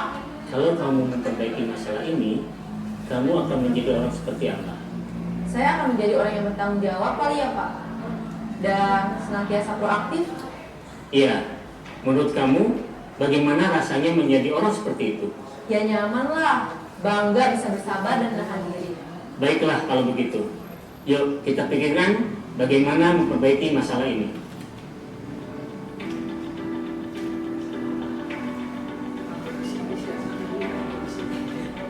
Ibu dan Bapak guru hebat, baru saja kita menyaksikan contoh bagaimana seorang guru berada dalam posisi mengajar menggunakan penerapan segitiga restitusi. Mari kita bahas satu persatu. Pada sisi pertama, menstabilkan identitas berdasarkan pada prinsip bahwa membuat kesalahan adalah bagian dari proses pembelajaran. Sisi pertama dari segitiga ini berperan menggeser identitas murid dari identitas gagal ke identitas sukses. Murid yang sedang bertingkah laku yang tidak pantas atau menarik diri saat itu sedang mengalami identitas gagal. Bila kita mengkritiknya, maka posisinya tidak akan berubah. Kita bisa mengajukan pernyataan-pernyataan ini. 1. Membuat kesalahan sesuatu yang wajar. 2. Manusia tidak ada yang sempurna. 3. Kita bisa memperbaiki masalah ini. 4. Saya tidak menanyakan kesalahannya. Saya lebih fokus bagaimana memperbaiki masalah ini. 5.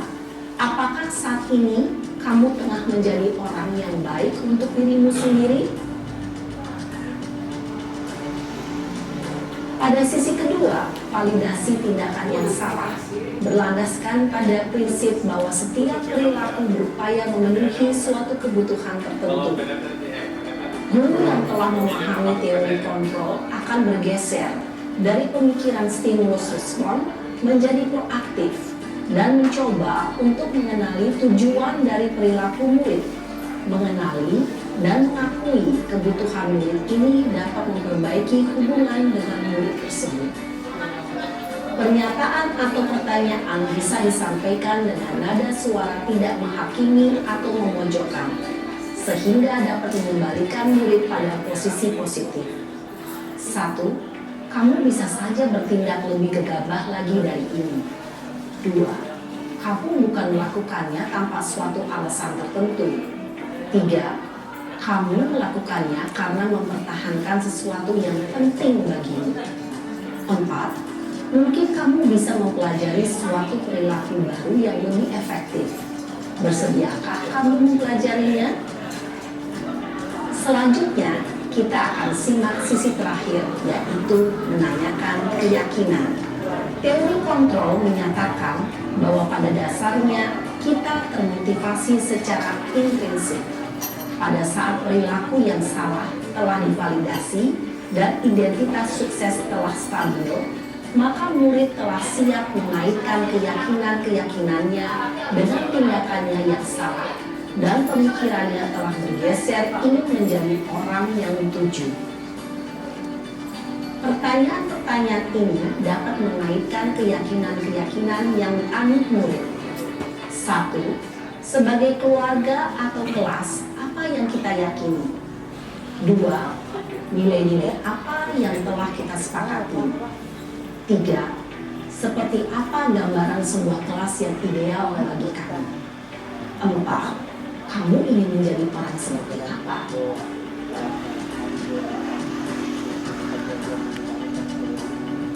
Dalam menerapkan segitiga restitusi, perlu diperhatikan beberapa hal, yaitu 1. Perilaku yang salah perlu dikaitkan dengan nilai-nilai atau keyakinan-keyakinan yang telah disepakati atau dituju.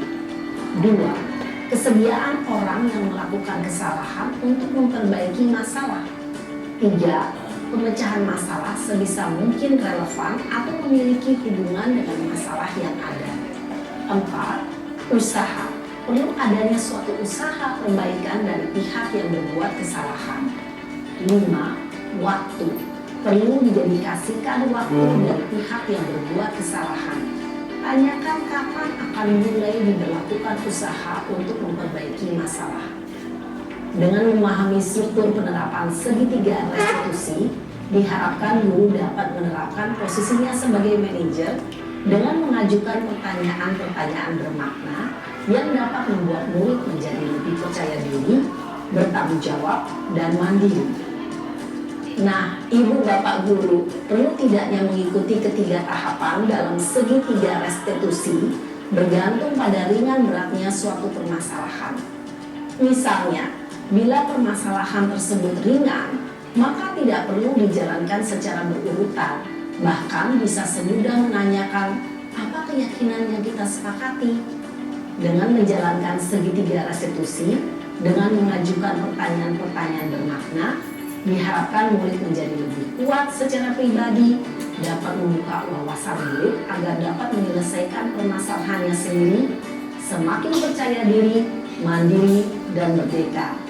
Salam dan bahagia, Ibu Bapak Guru hebat. Tentang segitiga restitusi ya. Emang gini, ngapain sih kita harus marah-marah gitu kan? Betul juga kan ya.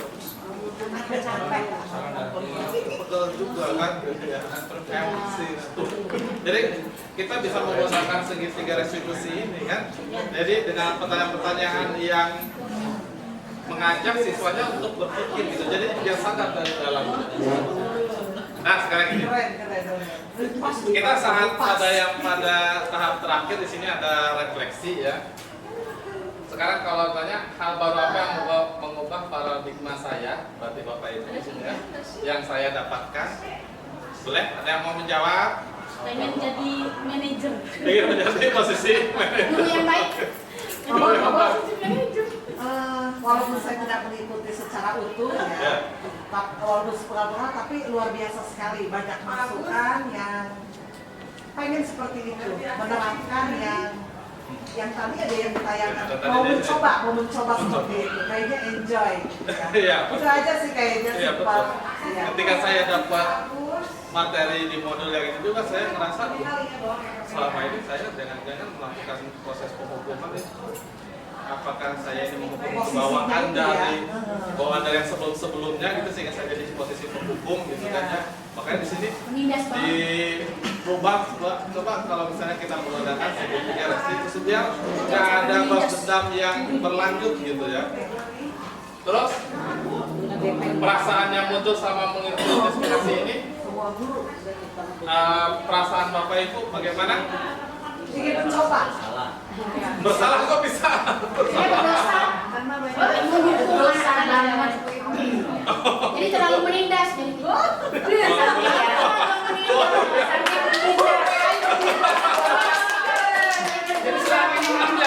Tapi menyadari itu luar biasa ya. Jadi kita ingin menjadi lebih baik lagi, mencoba.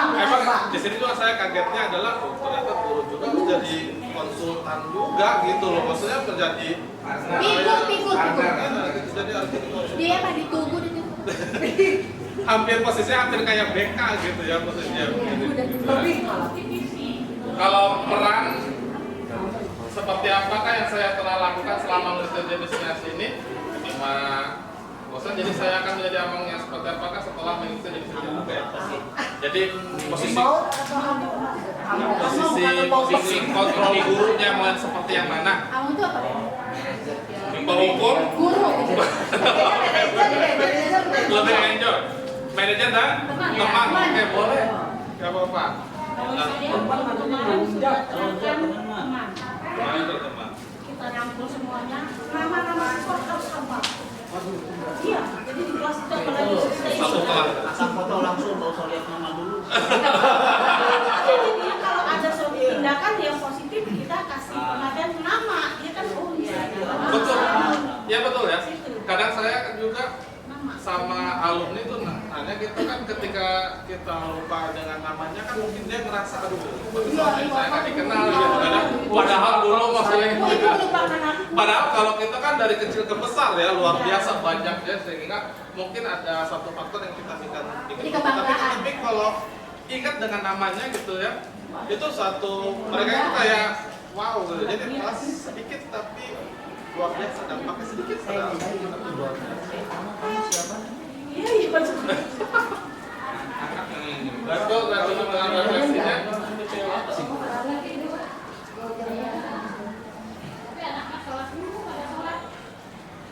Nah, ini kesimpulan yang bisa saya sampaikan. Pertama itu untuk disiplin positif, itu teori kontrol dari teori Leverson dan Glaser ya. Di sini ada 4, ya kan? Semuanya di pokoknya ini tuh tentang kita yang bicarakan tadi itu untuk menciptakan budaya positif yang ada di lingkungan sekolah. Biar lingkungan sekolah kita ini apa sih? Nyaman. Kita di sekolah itu nyaman gitu kan. Kalau misalnya ada salah satu aja yang tidak dipenuhi dalam disiplin atau budaya positif, pasti akan ada yang terganggu atau membuat sekolah menjadi tidak nyaman. Jadi kelengkapan sebuah budaya positif itu harus ada semuanya, sehingga kenyamanan dalam kita sebagai pendidik, siswa sebagai siswa yang bisa kita didik itu sama-sama nyaman dan merasa betah di sekolah. Tapi kalau ada satu saja yang kurang, itu pasti akan ada perbedaan dan budaya positifnya pasti akan kurang. Jadi saya paling bisa berkata, ayo kita mulai sedikit demi sedikit untuk membuat budaya positif yang sudah bagus, yang sudah ada, kita tambahkan menjadi lebih hebat lagi. Seperti itu.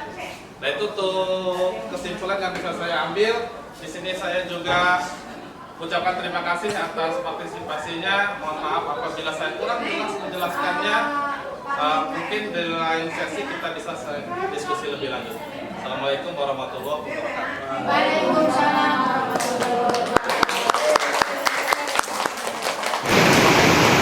Nah, sekarang kita akan membuat budaya positif di kelas. Budaya positif di kelas. Tujuannya apa? Biar kalian itu karakternya bukan karakter negatif, tapi karakternya karakter positif. Bapak ingin tuh gini loh, di kelas 8C ini Bapak pinginnya adalah yang pertama aktif di dalam kelas. Ketika ada guru yang bertanya, kalian aktif di dalam kelasnya, jangan diam aja. Itu justru Bapak itu paling suka ketika ada siswa itu aktif menyampaikan pendapatnya, pemikirannya. Jadi ketika pemikirannya ada boleh, tapi yang nggak boleh adalah ketika kita berbicara apapun kalian tetap meletup yang tidak nyambung dengan esensi yang kita pelajari. Sekarang kita belajar tentang budaya positif, yaitu membuat keyakinan kelas. Tahu keyakinan kelas? Tahu keyakinan kelas? Tahu? Oke, saudara. Kalian pasti ingat. Kira-kira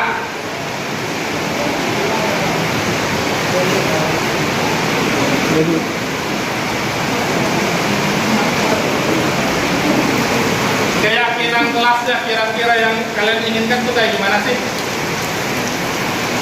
Keyakinan kelasnya kalian inginkan gimana? Satu. Gimana?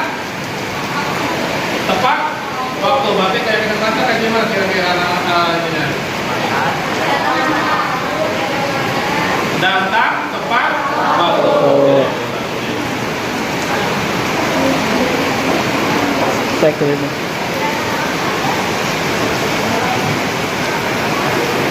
Siapa yang besok suka terlambat? Nah, sekarang karena keyakinan kelas dia datang tepat waktu, berarti nggak boleh terlambat. Ingat itu, ya. Apalagi yang kamu upacara.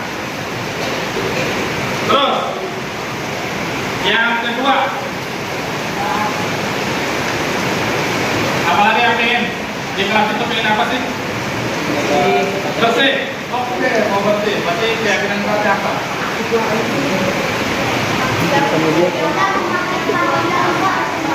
Peraturan itu mah tidak memakai sepatu yang baru itu peraturan.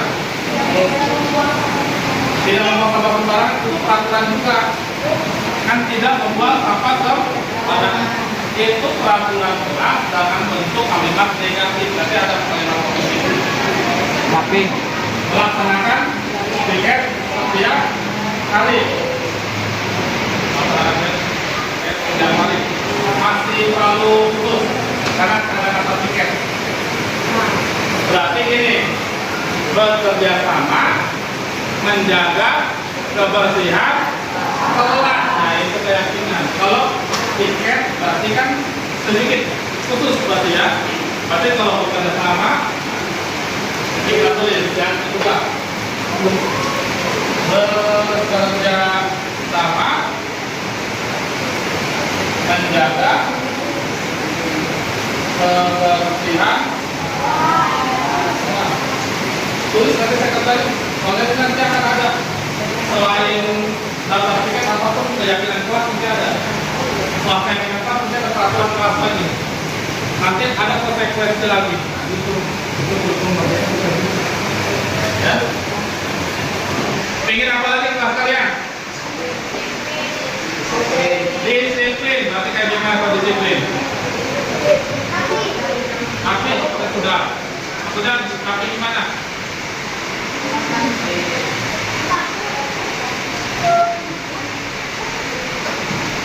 Yang kayak gimana kalau disiplin?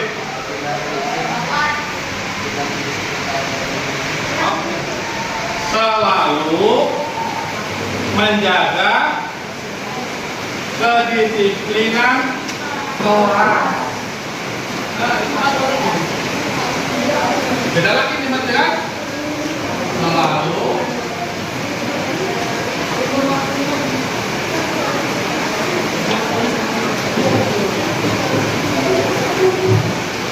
nah, kalau disiplin apa sih maksudnya kayak gimana sih? Disiplin itu? Contoh disiplin itu apa? Disiplin itu kayak gimana? Disiplin kayak gimana? Belum, kata disiplin kayak gimana? Gimana? Disiplin kayak gimana? Tidak boleh memobok saat guru disiplin mengerjakan tugas PR itu disiplin. Tepat waktu maksudnya tadi disiplin. Terus pakaian kayak gimana? Kalau tapi itu disiplin juga. Sudah ada tuh ya disiplin ya. Oke lanjut. Ada lagi nggak? Yang ada toleransinya. Ya kayak bilang kata apa? Oke, saling menghargai. Terus saling menghargai dan menghormati satu sama lain. Saling menghargai dan menghormati satu sama lain. Contohnya kayak gimana sih? Contohnya saling menghargai itu kayak gimana sih? Sopan. Harus sopan kan? Sopan itu apa sama guru saja? Tidak, sama teman juga harus? Nah, Bapak tulis dulu, biar nggak lupa.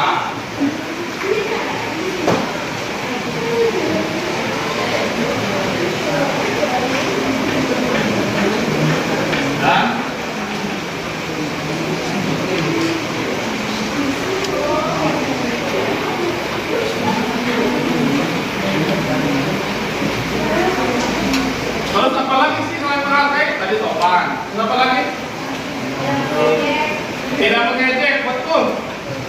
ya kan?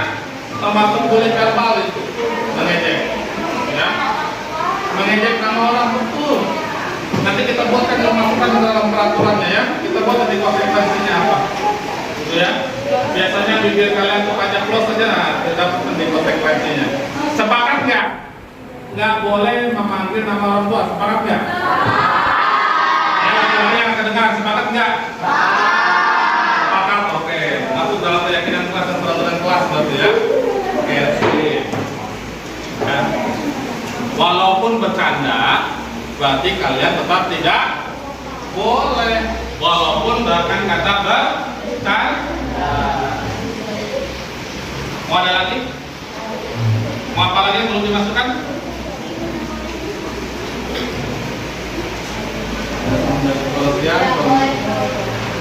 Apa lagi? Bekerja sama menjaga keamanan kelas. Betul, gitu.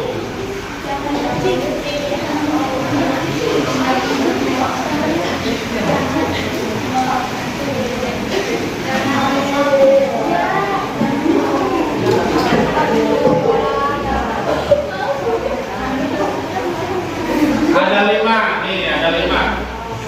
Ada yang mau protes nggak? Ada 5 tuh. Ada yang mau protes nggak? Enggak. Sudah cukup? Betul, sudah cukup? Masih mau nambah lagi nggak? Boleh? Enggak. Masih mau nambah lagi nggak? Boleh? Silakan.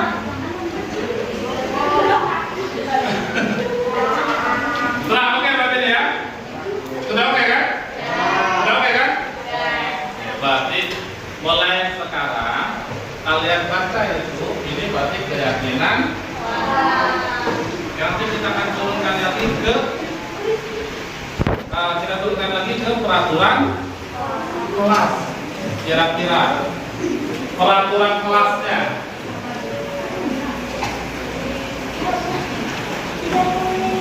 Yang ke-1, dalam tepat waktu artinya apa? Tidak boleh terlambat. Masih ada lagi? Apa lagi peraturannya? Dalam tepat waktu, tidak boleh terlambat. Oke, berarti yang kedua, upacara, ya kan?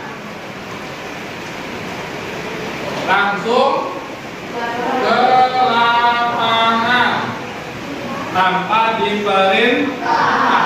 Tepat waktu nggak itu? Tepat waktu nggak itu? Tepat waktu. Kalau istirahat masuk harus tepat waktu. Jangan ngulur-ngulur lagi, ya. Yang kedua, bekerja sama menjaga kebersihan kelas. Contoh apa? Pasti piket kelas. Terus apa lagi? Tidak membuang sampah. Tidak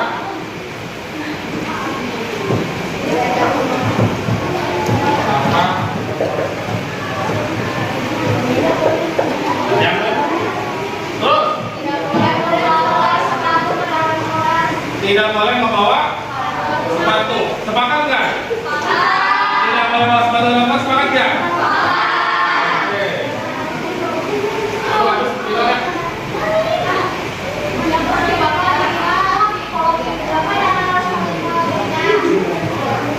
Kelas. Ini mejanya dalam kelas atau di luar kelas nih meja? Ini meja di dalam kelas atau di luar kelas? Di dalam kelas seperti kan tidak membawa sepatu ke kelas, ke dalam kelas. Nanti termasuk di meja. Gitu ya? Sepakat? Lanjut. Nomor 3. Tidak memboleh masuk ke sini. Tidak memboleh. Enggak.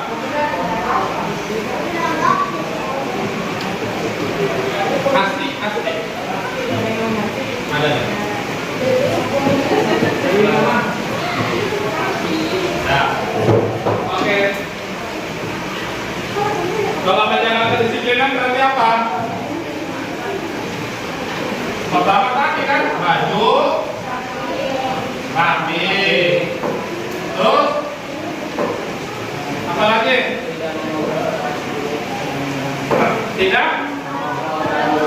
Tidak mengobrol.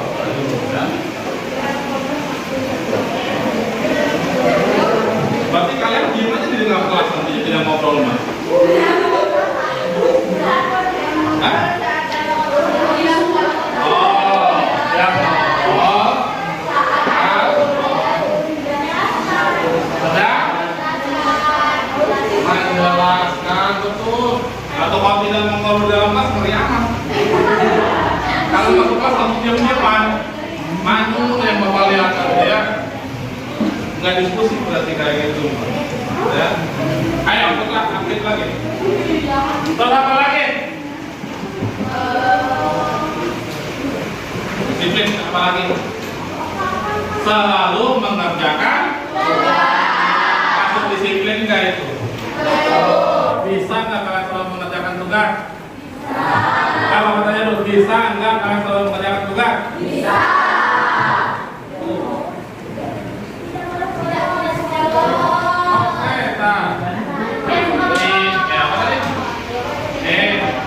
Selalu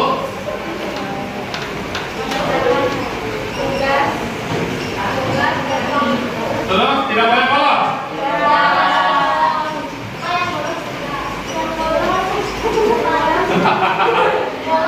Kalau nanti kita ke konsekuensi nanti buatkan lagi kita konsekuensinya ya seperti itu.